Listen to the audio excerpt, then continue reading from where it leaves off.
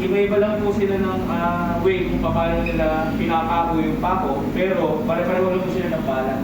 Isa lang po. So yung bala po niya parang stapler. Okay, so tawag po dito, brad nailer. No? Pag ginaghanap po kayo yan, brad nailer. Brad nailer. Okay, pag bumili po kayo ng box nito, makikita nyo, merong F tsaka 30. Okay? So yung F po kasi, yan po yung brad name. Okay? And then yung 30, yan po yung haba. Okay, millimeter. Yan po yung haba ng pako nyo. Okay?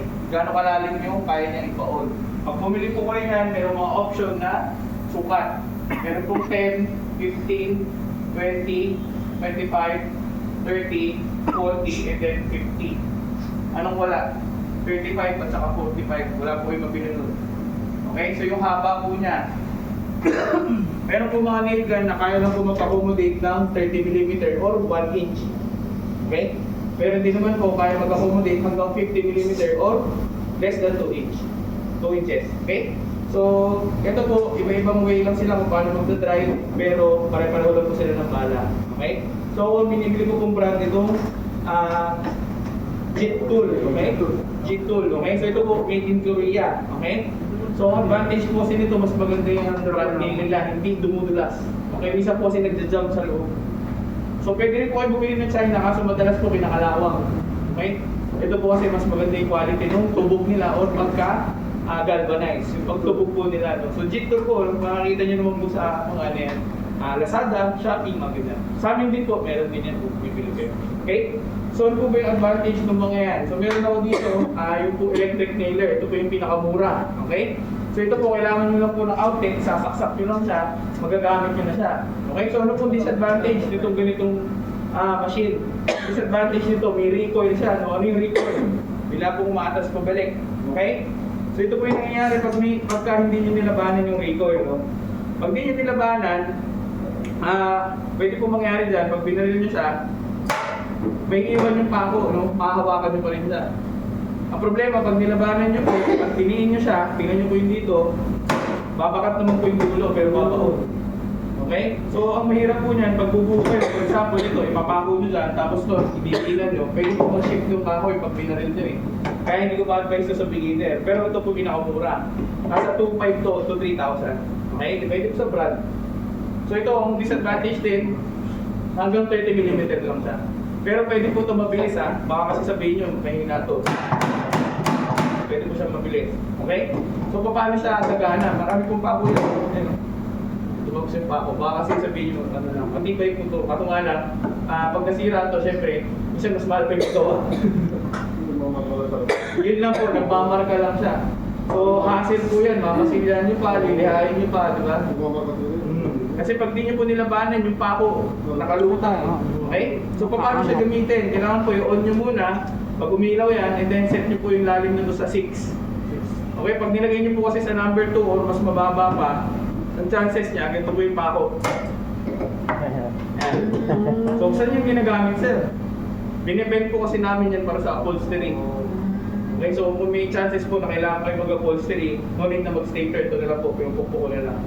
Okay, so po mayroong adjustment yung lalim niya. Number 6 yung malalim. Then, hindi po ito magpa-fire hanggang hindi nyo pinipindot yung button na to. May safety siya.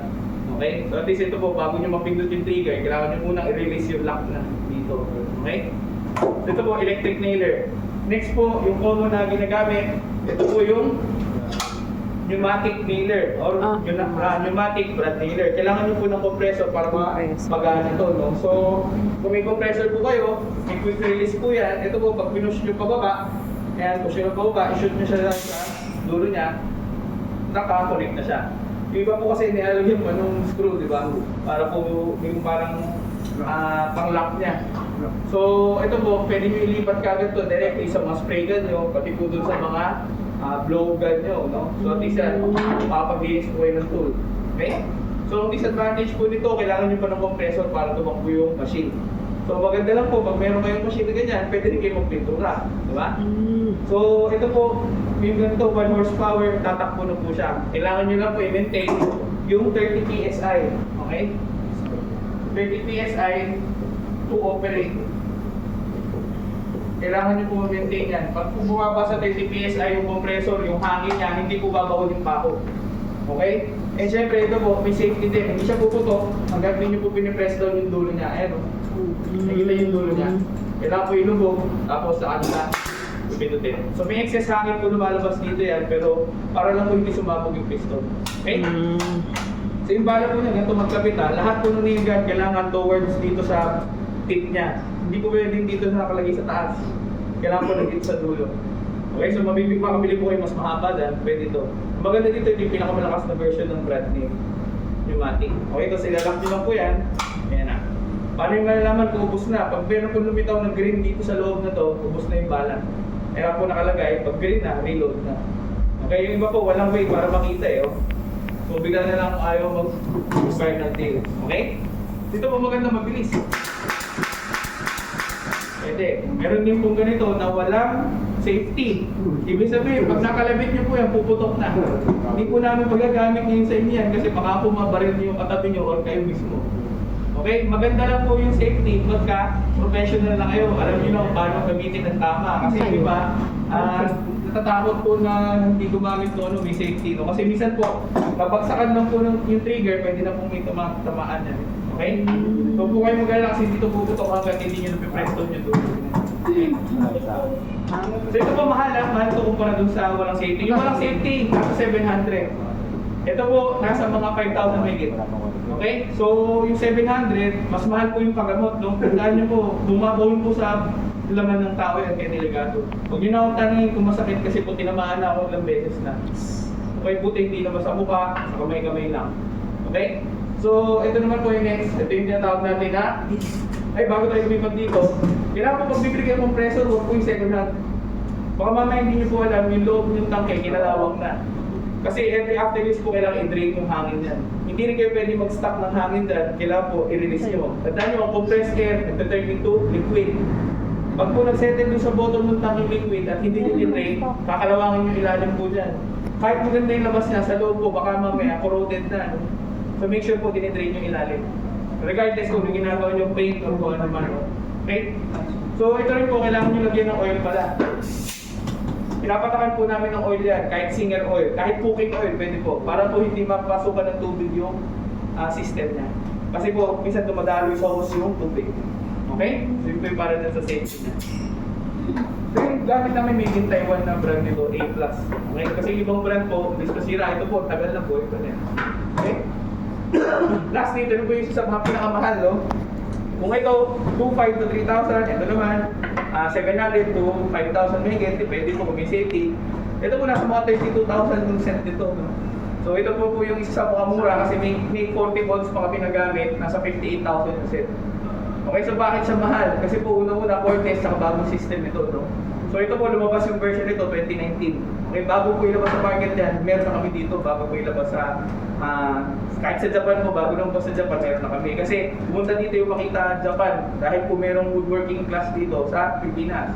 No? So pinadalan kami ng ganito to test out. Kaya po ito, kabisado namin. Made in Japan po ito, hindi siya nasisira agad. Okay? So ang disadvantage ito, una-una yung presyo. Ang advantage po nito, napaka-handy para laruan na. May safety rin po ito, hindi siya puputok. Kasi kailangan nyo rin po i-press down yung tip niya bago siya mag-fire. Okay? So pwede ito mag-grip. Okay? So maganda po, smooth siya gamitin. And then syempre, yung battery nyo po, magagamit nyo sa ibang power tool. Okay? So ang ayaw ko lang dito, maliit yung bala na kaya niya. Hanggang 30 lang. Yung 40 volts kasi na mas bago, hanggang 40 mm lang din. So iba pa rin yung naka-pneumatic. Personally ako po, gamit ko pneumatic. Kasi stationary lang naman yung shop ko. Kaya mas gusto ko yung pneumatic kasi marunong ng compressor. Okay?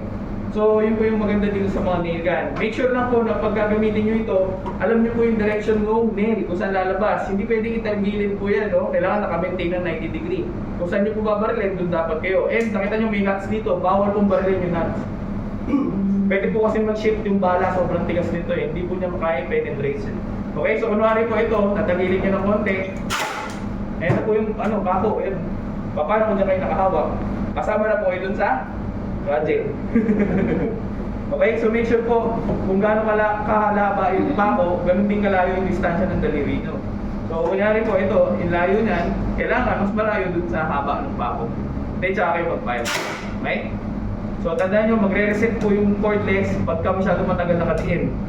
So, pagka ayaw po lumabas ng pako, kailangan po i-retract nyo rin pabalik. Kasi may computer ito. Okay? So, make sure lang po na naka-guide kayo dun sa, sa direction ng pagbabarilin nyo. Hindi nyo po kailangan damihan yung pako niya. Meron nga po, minimum, 2 lang. Okay? Huwag nyo pong damihan kasi dadami po yung mamasilyahan nyo.